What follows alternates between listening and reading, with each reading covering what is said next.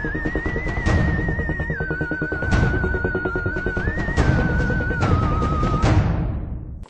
guys, Oonie here bringing you another mock review. Today we are going to look at the new revamped custom Nick boost. Yes, my Hero Factory Stealth Mock has gotten a brand spanking new form, although he does retain some of the parts from his earlier forms, but for the most part he is all bright, shiny, and new, and I guess you could say he's upgraded, but yes, this is a revamp. So, let's just get right into it. Boost now has a fully custom torso. If you guys saw his official mock video, you would see that he gets full range of motion in his torso as well as in his arms and his legs. And his neck, if you really want to count that. So, his most notable features have returned. He retains his original 2.0 helmet that has stayed with him for so long. He also has his 2.0 chest piece, which has stayed with him since the 2.0 days, as well as the armor cladding, whatever you want to call it, for his lower arms and upper legs have stayed the same. If you can see here, he has kept the same Hero Factory feet, but he has the feet extra kind of add-ons that I got from the Tarex set. And overall, his color scheme has clearly stayed the same. He still retains his blue, his lime green, his black, and of course his gunmetal gray.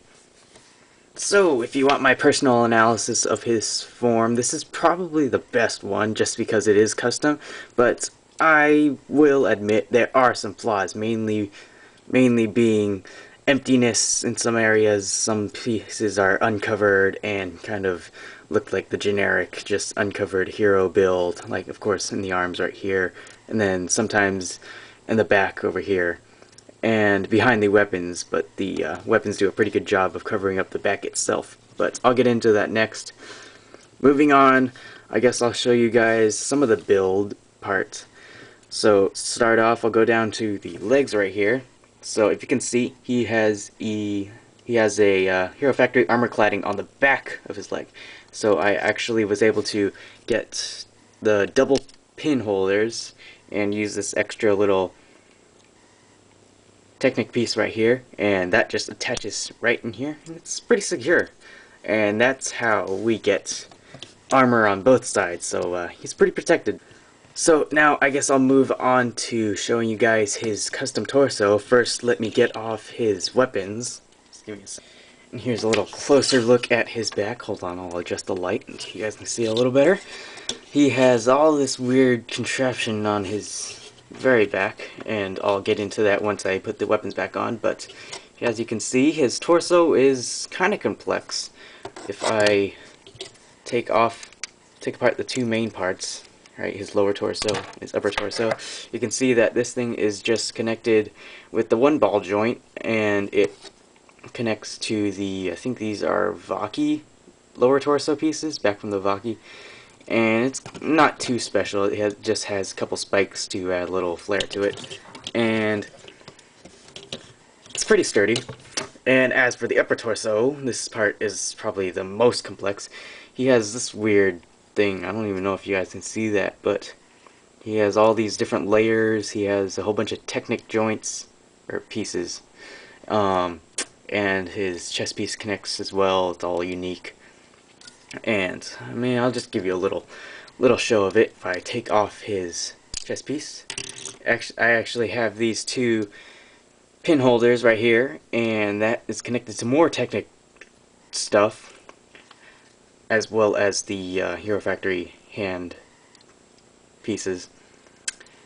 And let's see, what else do we have? We have some axles connecting all this stuff. We have some ball joint connectors, and for the most part, well, let me just put it this way. It took me quite a long time to actually figure this out for the most part. Like all mockers, I started out at the bottom, so oh my gosh, start from the bottom now. Here, I started with the lower torso, so this upper torso part didn't come for some time. and when I finally did get it, it took a lot of tweaking actually. So the pin holders just stick like that, and the chest piece is pretty secure, as is the head. It actually it's pretty accurate in terms of movement, and it's pretty good. I'm very proud of it. So I'll attach that back on here, and we'll get on with the review. Okay, so now we're gonna move on to his arsenal of, well, there's actually 3 different types of weapons he uses. If you guys saw his MOC video, you would know what they are by now, but I'll show them to you right now. Of course, he has his traditional dart shooters, the same ones I've been using for I don't even know how long, but of course he has them. They attach just like so. No big deal. Just like that. And with his new form, he can fire just as easily as always, and works out. Okay, now next up we have the Boost Blaster, is what I dubbed it. This is actually Boost's personalized kind of rifle weapon. I don't even know, right? Like I've said so many times in my other videos, I am terrible at making guns or projectiles of any kind. So this is the best I could do for him. It can actually switch between like kind of a sniper rifle and like a kind of a weird hybrid close range type thing. Hold on, I'll attach it to him so you guys can see. So he can hold it with one hand, and he can kind of support it with his other hand, right, depending on how he uses it. But the way he holds it and can use it is he can actually aim it, and if he activates it, which he can at his will, he can flip this thing up, and it kind of gives an extra scope for him. So this thing drops down, and he can kind of, I guess it's kind of like a targeting system. I don't even know how it works, but I thought it was kind of interesting, and plus kind of added a little more flair to it. I don't even know.